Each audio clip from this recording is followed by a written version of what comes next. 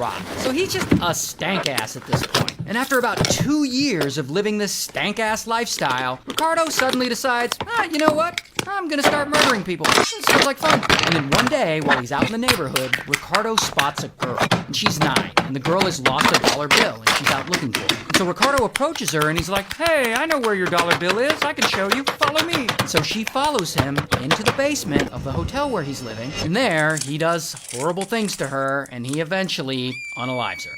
Oh, but he doesn't stop there. 3 months later, he moves to Los Angeles. And there, he gets a room in a hotel on Skid Row, and he starts doing a lot more drugs. And one night, he starts stalking this 79-year-old woman who lives in the suburbs. And he breaks into her house, and then he essays her, and he unalives her with a knife. Then he just steals all her money and her expensive jewelry. 9 months later, he strikes again. One night, he hides in this woman's garage, and he waits for her to get home. And when she finally does, he suddenly steps out, and he pulls out a pew-pew, and bang, he unalives her. Then he goes into her house, and he sees the woman's roommate, and bang, he unalives her too. Then, about an hour later, he's at a local park, and he spots a random woman sitting in her car. And he suddenly grabs her, and he drags her out of it, and then he pulls out his pew-pew, and he unalives her as well.